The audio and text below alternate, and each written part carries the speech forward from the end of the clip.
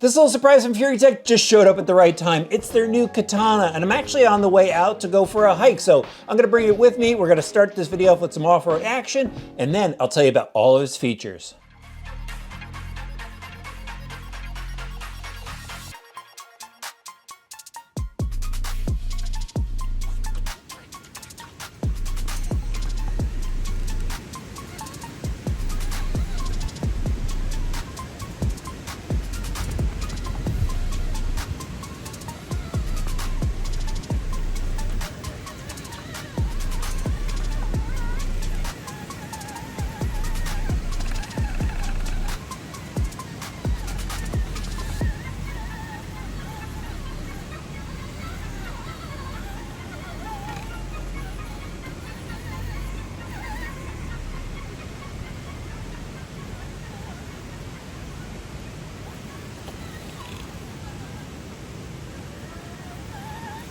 So that was a really cool way to start off the video, but I'm back here in the workshop because I need to tell you all about the new Katana. Starting off with what you get inside the box. You're gonna get the assembled rig. You're gonna get their 2.4 gigahertz radio system. This has all your basic features that you're going to need to tune it, including these dip switches. They have a different brake programmability. Out of this style of radio, this is the one that people do like. They also give you a USB charger, a cross wrench, and some hard springs because the way the shocks are laid down on this, you might want to go and tune it using these springs. And of course you get an instruction manual. So the FX118 Katana shares the same platform as the Fury Wagon. There are some changes though. Both of these use parts from Hobby Plus, and then Furitek adds in their electronics and their chassis. But let's take a quick look at the body.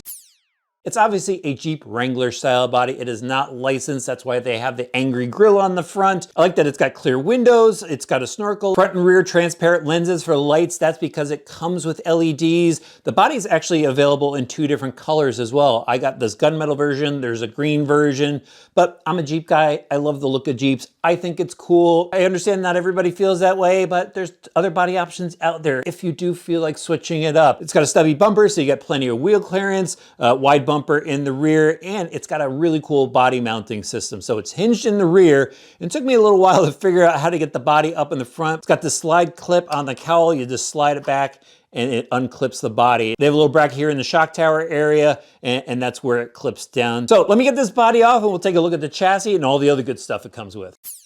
I've got the body off the rig, and my guess is you instantly notice a black anodized aluminum plate chassis. Love the jeweled edges on this. They've got the Furitek and H3 logos laser etched on it. And look at all of the holes for tuning the shock position. Tons of options there. Same with the inner links, plenty of options to go and tune that. And the chassis is pretty rigid as well. I mean, there's just a few cross braces here, and this thing seems pretty stiff. The rock sliders on the side, the body actually sits in this channel so it doesn't move around. Same battery tray.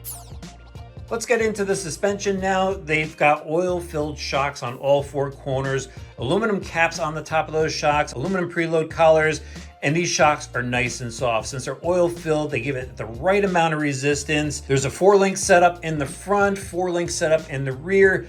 The front links seem pretty rigid, a little flex in the rear links since they are a composite. I like that they've got all metal ball studs throughout, hex hardware again, so it's easy to work on. Last thing we need to talk about are the wheels and tires. So these are a 1.2 diameter wheel, B-lock style, and then they have these multi-terrain tires on it.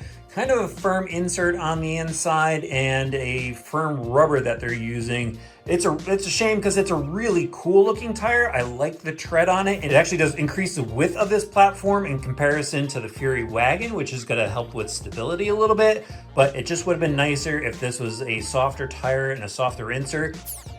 And let's take a closer look at the drivetrain on this. So in the center, it's a single speed transmission, all metal gears throughout the entire driveline, and everything's fitted with bushings. They're bronze bushings at least, but if you want ball bearings, that will be an option for this particular kit. We've got slider drive shafts down to the front and rear portal axles. Inside, again, all metal gears and bushings. CV style shafts in the front, so you get lots of steering angle thanks to those. And I did pop off the covers. Looks like everything is well greased. So we know this driveline setup works really well. We saw it with the Fury Wagon. Same thing's gonna apply here. and let's get into the electronics. This is the cool part of a Furitek vehicle, because you're basically like paying for the electronics, some good electronics, and it's almost like you're getting the truck, the rig itself, at a discount. So starting up front, they have a standard micro servo. They don't have any labeling on it. I can't tell you much about it other than I did fire it up. It does seem like it has a lot of torque to it. Composite steering links. And then behind the servo, you're gonna notice the little Venom motor. It's a 3450 kV motor, 1212. It's an outrunner style, so you're gonna see this spin. People just love seeing that motor spin for some reason. It's almost like you want to run it with the body off. Then right behind that is the included 600 milliamp LiPo battery pack.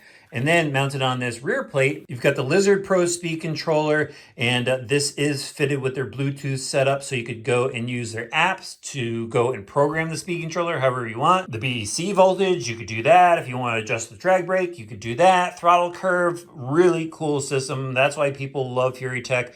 They make some great small scale speed controllers. Then right next to it is their tiny micro receiver. And again, that mates up with the 2.4 gig radio that they supply in the kit. All right, let's take a look at a little bit more action before I give you my final thoughts on the Katana.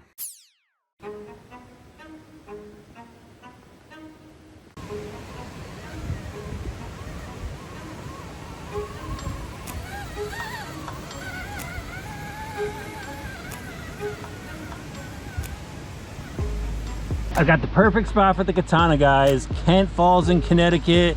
This is at the top of the falls, and it's just got some killer rock formations that are perfect for this rig.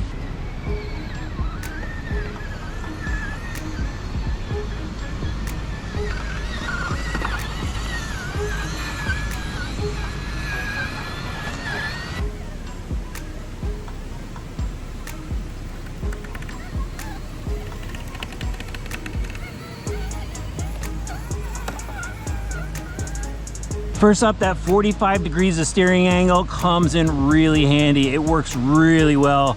And it's just like to catch some of these rocks, just rotate that truck around. Oh, I'm getting a little hung up that way. But yeah, definitely plenty of steering in this. The stock servo has some pretty decent torque to it too.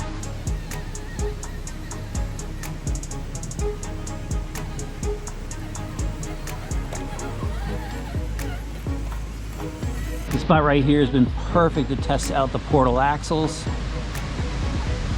Yeah, just tons of clearance.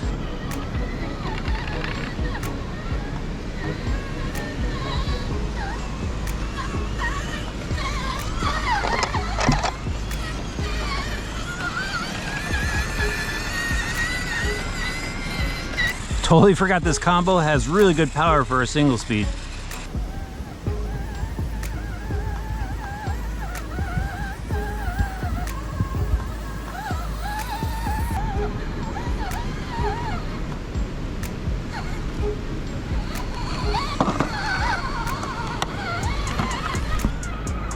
With that extra width from the wider tires, it's pretty stable.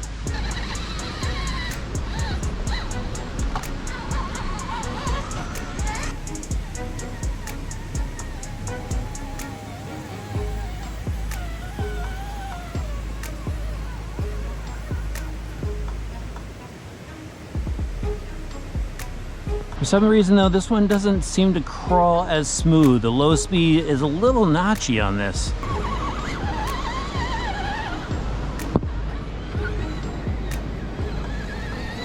Shocks are definitely set up well out of the box. That articulation is awesome.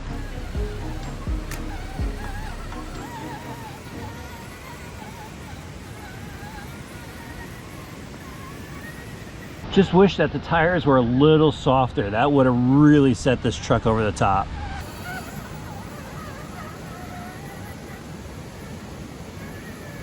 I think there's some pretty good value with these FX118 platforms. You're getting the Furitek brushless system, you're getting a Furitek radio, you're getting the Furitek chassis, you're getting the Hobby Plus driveline with all metal gears on the inside, oil-filled shocks.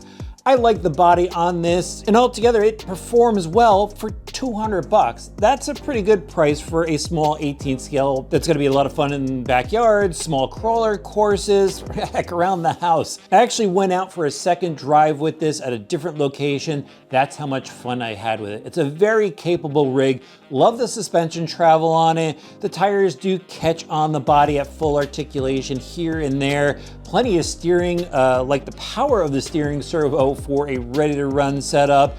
But what I really love about this is the smooth throttle feel that Furitek has in their brushless systems and the ability to adjust your speed controller on the fly using their app, which I did. I dropped my throttle curve down a little bit, actually recalibrated the throttle travel, and I really like the way the truck feels. However, I did encounter something odd out on the trail, and I mentioned it. It felt a little bit notchy, a little bit hesitant, and I went over the truck and I found out that the front drive shaft actually twisted. And if you look at the drive shaft, it's on a pretty steep angle now that they kicked up the transmission, they kicked up that skid plate to that 5-degree angle. So it puts a lot of load on that front drive shaft, and I think that's what twisted it. And that was the notching feel I was getting, was just that drive shaft binding. So that's something I would say you really need to look out for on your rig. The other thing is I wish they gave us some better tire, actually just some softer compound tires or a softer insert, and this truck would have hooked up on the rock so much better.